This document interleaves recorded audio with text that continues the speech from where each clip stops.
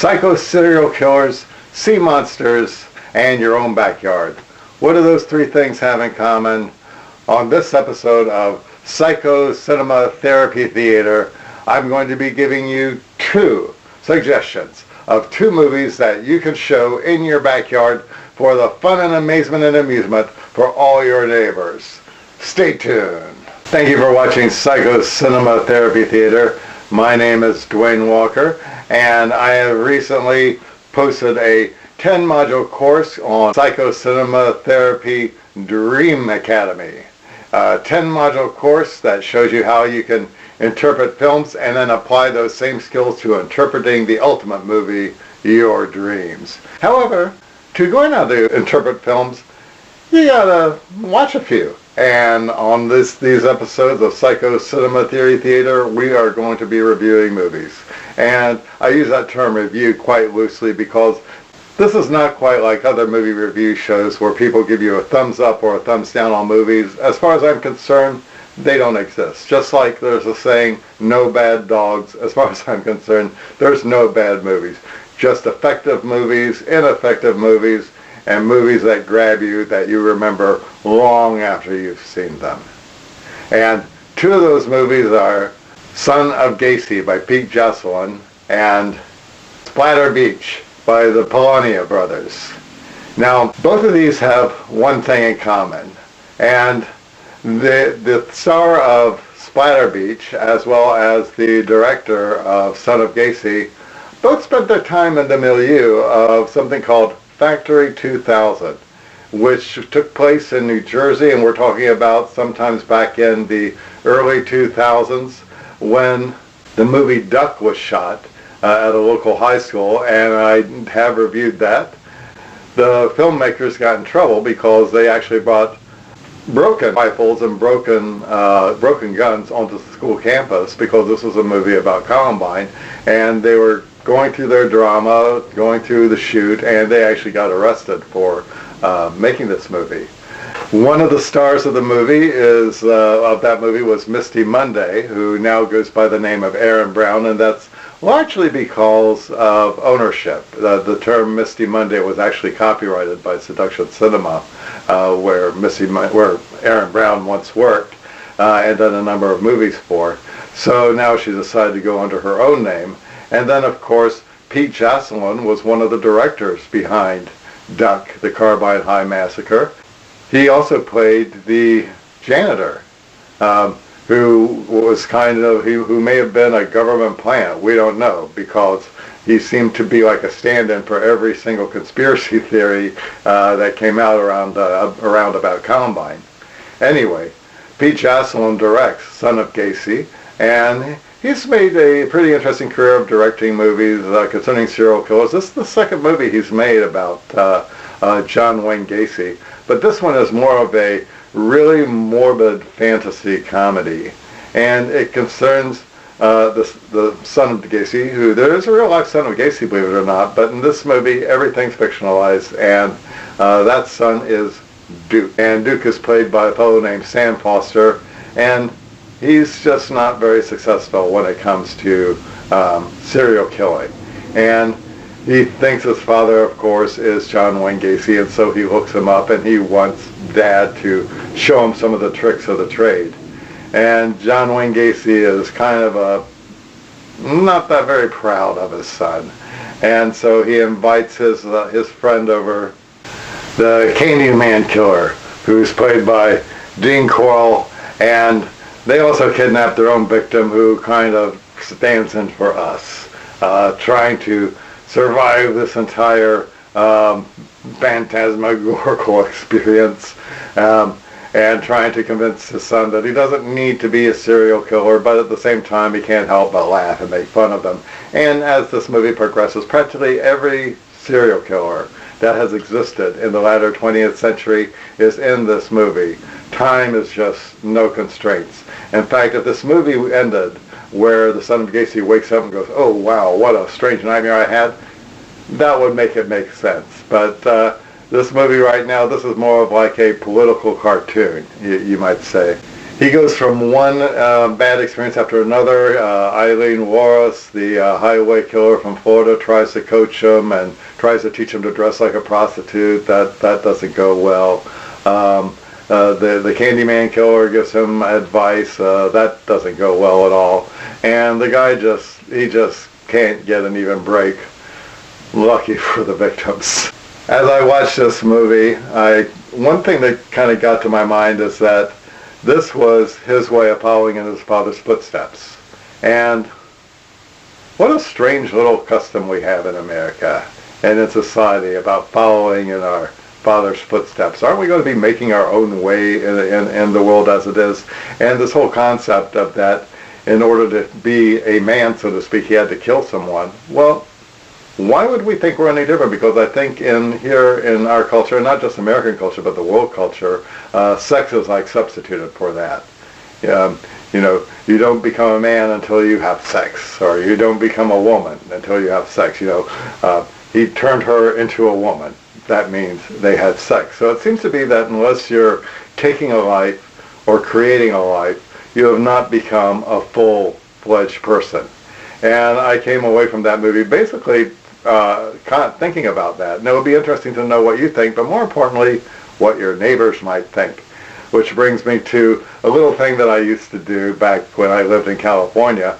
And video projectors were kind of rare, so I had a pretty expensive video projector. And I would hook it up in the backyard, and I would actually screen some movies. Now, I wouldn't charge admission for these because I know that I can get you into big trouble.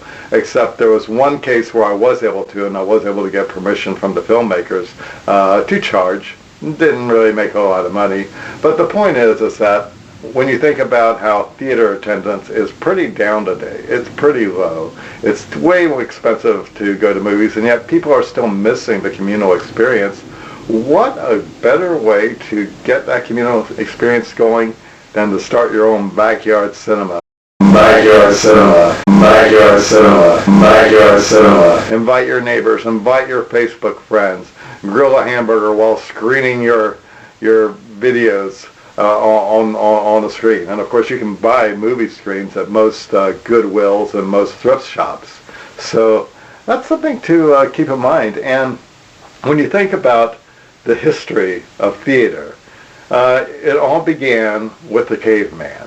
The caveman sitting around with all his cave buddies and cave women and cave family, telling stories about the hunt, and then sometimes they would engage in what they would consider elaborate productions and maybe act it out a bit, or they would draw on the walls to give a visual representation of what the hunt was like. And then, of course, as time progressed, this turned into what we know as theater. And then there would be scripts, and then as musical instruments evolved, there would be little concerts. They would combine them. You would have opera. You would have stories with music accompaniments. And then the next thing you know, we have grand opera halls. We have grand theaters, and then movies came along, and we had movie palaces. And then the movie makers became a little spoiled and started spending way more on their productions than most people make in a lifetime, or 2 or 3 lifetimes even. And the next thing you know, people just kind of got tired of that. And we had our pandemic, and now very few people are going to the movies, and the people who are making the movies seem to think that, well, if we charge more people will come. I don't know what they're thinking. They'll get these cards, and you can buy these cards for $100 or $200 a year, so that you can go see these movies pretty cheap, which is fine. I guess that's some kind of a bargain. But this is kind of a rebellion. Backyard cinema will be a rebellion because, again, the drive-in is dead.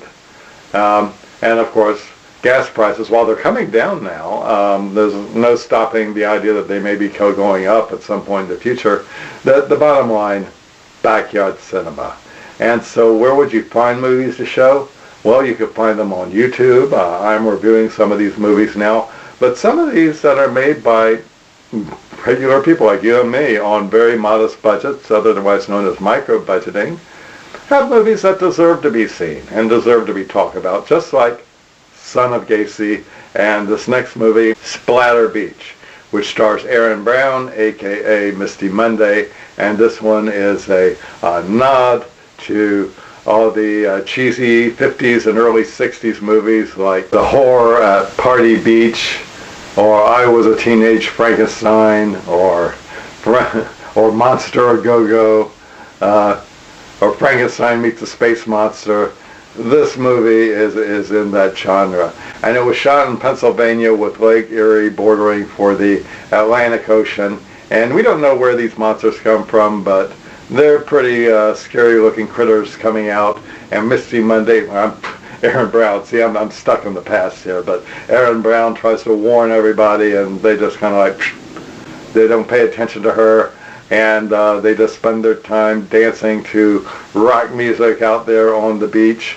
And the incredible night, great use of green screen, and overall, just a fun movie. There is another character there who is also trying to write a story about the monsters that are doing the attacking, and he and Erin Brown get together. But of course, nobody listens to them.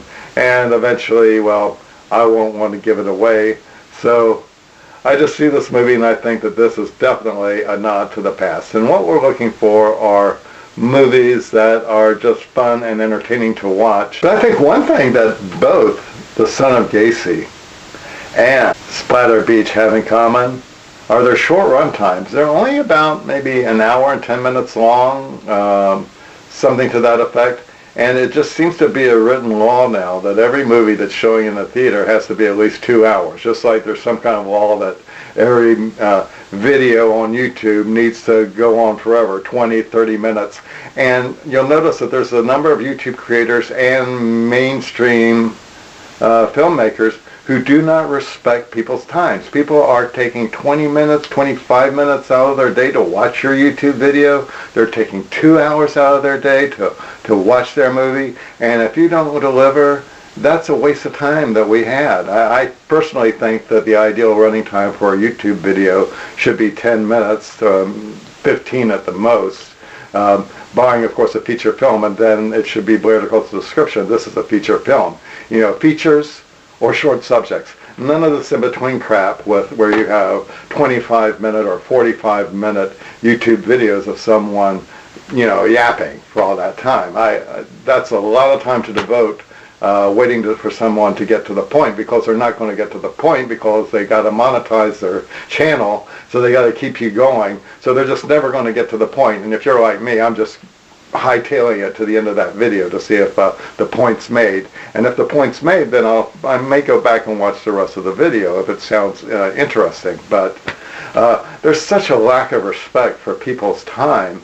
And both these movies give you high-packed entertainment, something to carry with you in less of time. I mean, I think Pete Jacelone, Son of Gacy, and Splatter Beach by the Paulinelli brothers respect your time. They're grateful you chose to watch, and they're going to take less than an hour, maybe an hour, 10 minutes, and just fill you with power-packed entertainment. And that's the way movies used to be back in the late 50s and the early 60s, because drive-in owners and theater owners wanted to have a variety of programming, a variety of shows to screen for their audiences, and they wanted to get them in. You had running times that were only like maybe at the most 90 minutes. So it wasn't such a radical thing to see movies that were about maybe 1 hour and 10 minutes. And perfect for backyard cinema, because you can just keep showing these movies. You can be there for like 3 hours, showing one movie after another, maybe even some that you made yourself. And people leave feeling entertained. They may have something to talk about, and if you're good at grilling, hopefully they'll have some good burgers. So thank you for watching. And if you liked what you saw and want to see more of it, then please hit like and hit subscribe, and you will be notified when there's more film analysis coming from Psycho Cinema Therapy.